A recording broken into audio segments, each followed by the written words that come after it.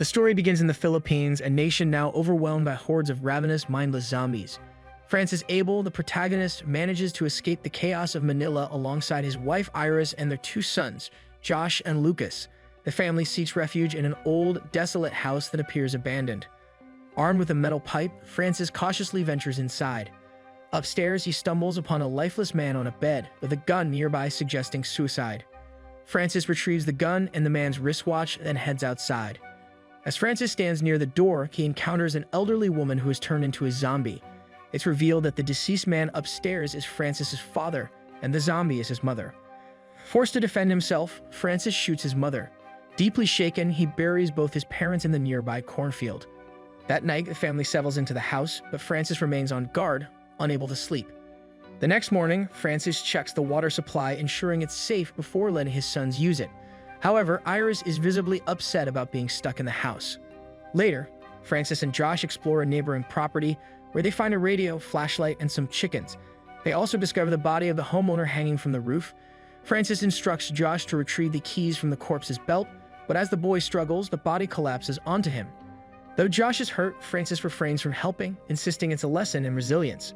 That afternoon, Iris takes Francis to the basement to look for supplies. There it's revealed that Francis's abusive father used to lock him in the basement as punishment. Overcoming his lingering trauma, Francis discovers a fuel-depleted generator.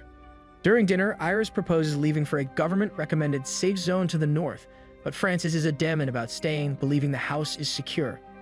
The next morning, Francis and Iris talk near the cornfield, where it's revealed that Josh isn't Francis's biological son. This revelation explains Francis's harsher treatment of Josh compared to Lucas. Despite his reservations, Francis agrees to head north for the family's safety. The family sets off in their van with Iris navigating. Along the way, Josh inadvertently reveals that Iris recently spoke with Francis' estranged brother Diego. Furious, Francis loses focus and nearly crashes into a bridge barricade. With the road blocked, Francis suggests returning home, but Iris attempts to clear the barricade with a blade, attracting the attention of a zombie soldier. Francis rushes to her aid, shooting the zombie, but more undead soon surround the van, trapping the children. In a desperate battle, Francis distracts the zombies while Iris rescues their sons. Francis finds a grenade on the soldier's body and uses it to eliminate the remaining zombies. The family narrowly escapes and returns to the house. 2 weeks later, Francis sneaks back to the bridge and discovers the van is still operational. However, he decides against leaving the ancestral home. Returning with fuel, he lies to Iris, claiming the van is beyond repair. Instead, he powers the generator, surprising his family with electricity, air conditioning, and music. The next morning, Francis discovers a dog in the chicken coop. The animal has killed the chickens and bites him on the hand. Despite Iris's insistence on seeking medical help for potential rabies, Francis refuses to leave the house. Meanwhile, Josh picks up a faint radio signal about a nearby camp but can't fully understand the message. That night at dinner, Josh shares the radio message he overheard with his parents, sparking a heated argument. Iris urges the family to leave and search for the camp, but Francis is adamant about staying at the house, reminding her of the dangers they've repeatedly faced outside, and even accusing her of being too interested in his estranged brother Diego. Early the next morning, Francis is fixing the chicken coop when Josh approaches, asking him to turn on the generator so he can play PlayStation. Francis denies the request, leading to an argument. When Josh boldly claims he can protect the family just as Francis did at the bridge, Francis decides to test him. Taking him to a nearby field, Francis begins teaching Josh how to handle a gun. However, his teaching method turns harsh, resembling the torment Francis endured from his father. Iris hears the gunshots and rushes to the field, only to find Francis berating Josh. Before she can confront him, zombies drawn by the noise appear. The family runs back to the house with the horde close behind. Despite barricading the doors, the zombies break in. Just as the family faces certain doom, a jeep pulls up outside, drawing the zombies away. The following morning, Francis follows the trail to a nearby river and discovers that their rescuer is Diego. During their tense conversation, it becomes clear that Josh is likely Diego's son. Diego apologizes for the past and offers to help, but Francis, fueled by pride and resentment, refuses. He even draws his gun on Diego, who chooses to leave rather than escalate the situation. Before departing, Diego leaves a map with directions to the northern camp. Francis initially plans to burn the map, but hesitates at the last moment. When he returns home, he lies to Iris and the children, claiming Diego was already dead when he arrived.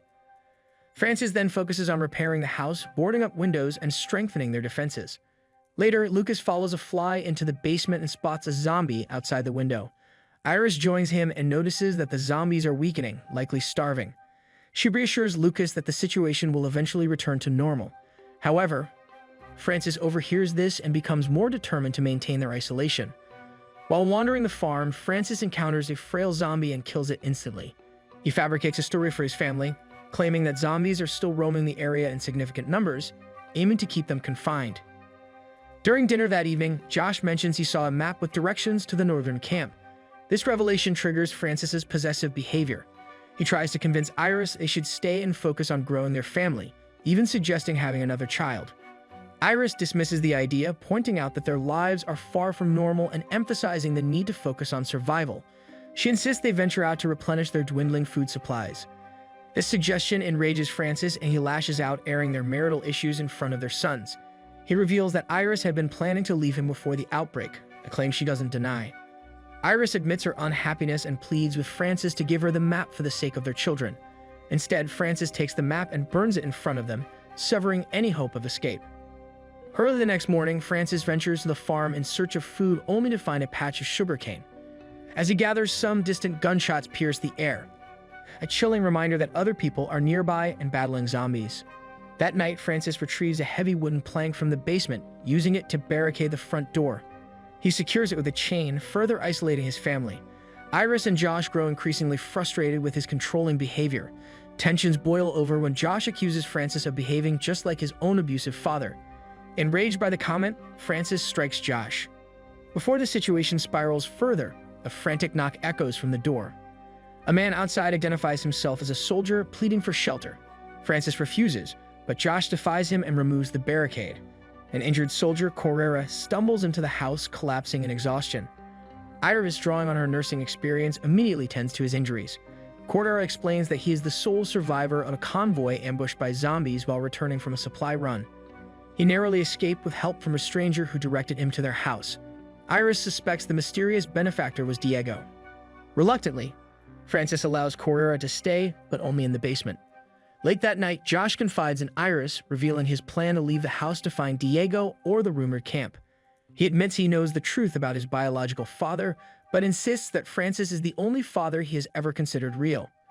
The next morning, Francis finds Correra eating breakfast with Lucas but notices Josh is missing. When Iris refuses to answer his questions, Francis storms to Josh's room and discovers the door unlocked. Realizing his eldest son has slipped away, Francis flies into a rage. Overwhelmed by anger, he grabs a hammer, storms back to the kitchen and strikes Correra in the head, killing him instantly. Francis, consumed by his escalating madness, turns on Iris and knocks her unconscious with a brutal punch. When she regains consciousness, she discovers that both she and Lucas have been locked in the basement. Meanwhile, Francis' grip on reality continues to deteriorate. In a horrifying act, he kills the family dog, cooks its meat, and descends to the basement dressed in Correra's military uniform. When his family refuses to eat the meal, he smashes the plate in a fit of rage, revealing a traumatic memory of his father punishing him as a child for leaving food unfinished. Determined to escape, Iris and Lucas hatch a plan. Hours later, Francis is startled awake by Lucas's piercing screams. He rushes to the basement, only to be struck by Iris with a heavy piece of furniture. The blow knocks him out, giving Iris and Lucas the opportunity to grab the keys and flee.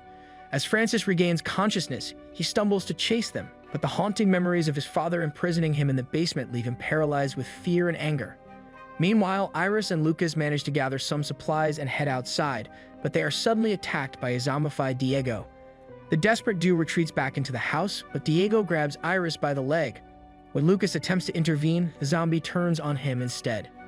At that critical moment, Francis bursts from the basement, wielding a weapon. In a brutal fight, he kills Diego, but not before the zombie bites Lucas on the arm. The family is left with an agonizing choice: amputate Lucas's arm or watch him succumb to the infection. Iris, distraught, prepares for the amputation, but Francis stops her. He insists they must try to reach the nearest medical facility. Determined to save his son, Francis hurries to the bridge where the family's van was abandoned days earlier. Tragically, Josh is already there, armed with a gun scavenged from a soldier's corpse. As Francis approaches, covered in blood and wearing the tattered military uniform, Josh mistakes him for a zombie and, in a panic, fires. The bullet strikes Francis, who collapses. Realizing his terrible mistake, Josh rushes to his father's side, pleading for forgiveness. Through labored breaths, Francis assures Josh that he has always loved him as his own son. With his dying words, Francis urges Josh to take the van and save Iris and Lucas. The film concludes with Josh driving the van back to the house, where Iris spots him from the doorway. However, the uncertain fate of Lucas looms heavy, leaving the audience with a haunting sense of dread.